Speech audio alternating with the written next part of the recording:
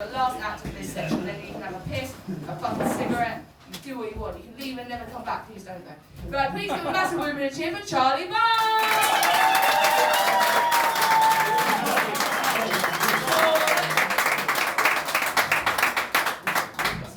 Thank you. Jeannie Bowles, ladies and gentlemen. Yeah. Great comic, great host. And if she's not available, just get Jeannie consonants. Right, good evening, how are you tonight?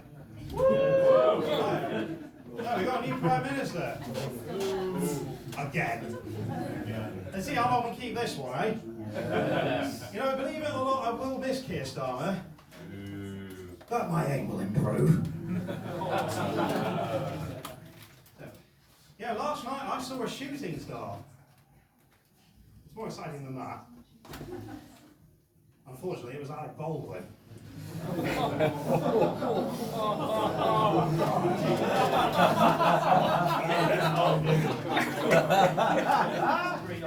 It's the job of every comic to know where to draw the line.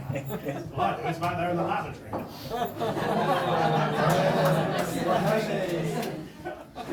I did get kicked out of a party for doing coke, which was very odd because it was an 80s party.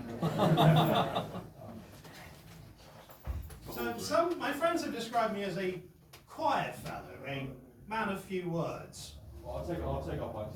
Well, I don't have a lot to say about that.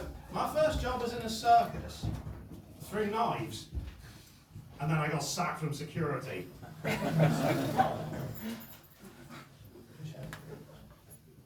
I once got sacked from a cafe due to for urinating in somebody's soup. I haven't even got to the punchline yet. He did say he wanted pea soup.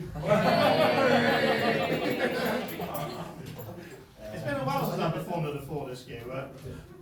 There was a sign outside the gents that said, "Out of order, please use disabled." Oh, thank God a man in a wheelchair came by. One venue, there was a sign on the gents' toilet that said, "Only flush paper." I had to wait till I got home to have a shit. So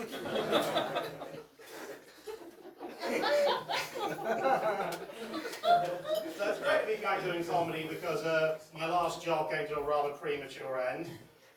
I was Jared Leto's agent.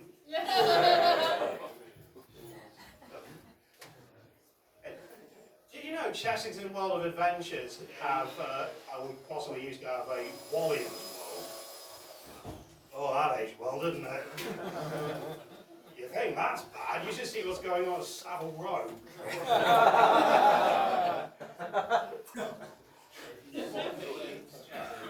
I can't tell you the weirdest gig I've ever done. It was at a nudist club. Oh, I haven't seen so many dicks and tits in one room since I last tuned into MasterChef. Thank you. I was on the same bill as a naked ventriloquist. Rubbish. Let's see her lips move.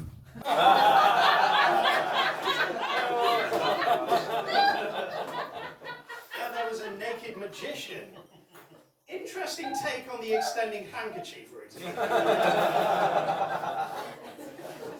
I don't mean to say it was cold up there, but there was a guy impersonating Ray Charles and he thought my dick was an ice lolly.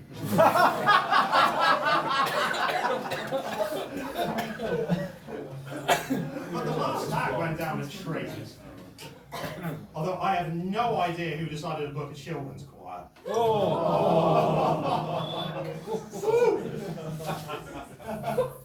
So another is, I made the conscious decision to quit Tinder.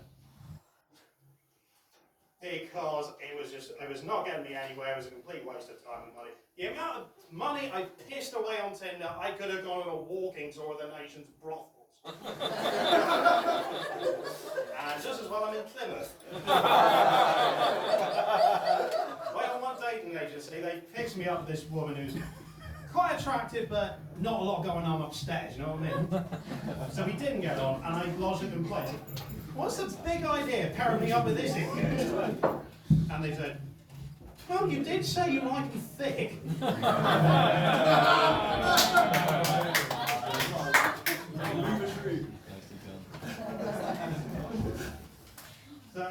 So I'm going to start a new job this one as a sex substitute.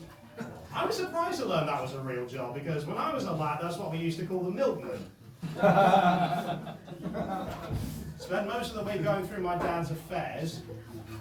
Oh, he hasn't died, but he did have excellent tasty secretaries.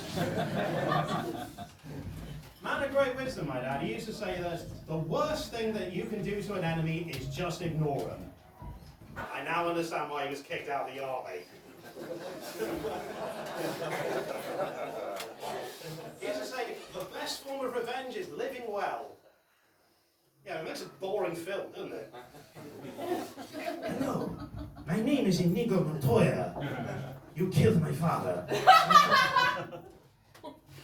I'm coping with it. Please listen to my podcast. He used to say that if somebody makes you laugh, you can forgive them for anything. Ah, the Russell Brand defense. He used to believe that nobody likes a contrarian. And Mum made it her life mission to prove him wrong. She used to say, it's not the winning, it's the taking part.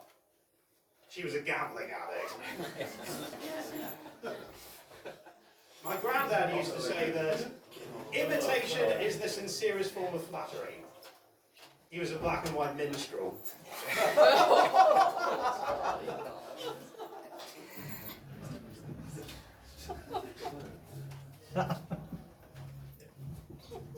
Did you hear?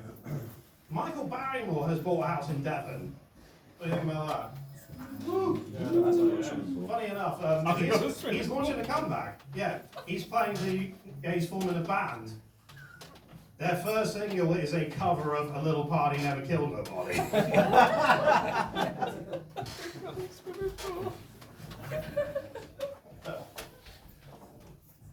So we got any couples then?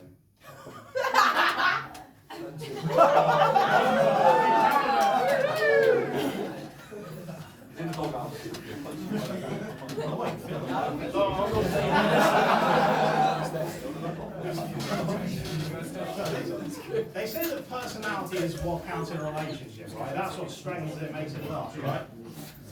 Well, my girlfriend's schizophrenic, so I'm sport of a choice. If your partner's schizophrenic and you have sex, is it adultery or an orgy? I got two sets of feedback about that joke. One really loved it, one really hated it. And they were from the same person. Oh, he loves that joke, it was brilliant. We hate it, we hate it.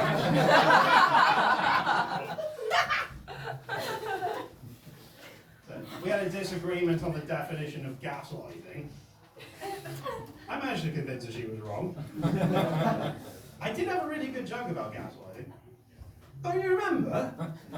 You loved it! I thought it was really funny. And then I was the best comedian you've ever seen ever, and you're going to buy me a drink after the show.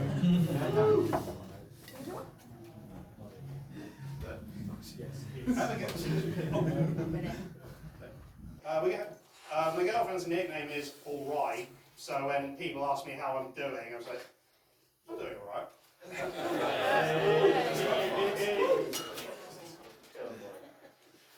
So we have a bit of an open, I highly recommend having an open sex life, it's great. Yeah.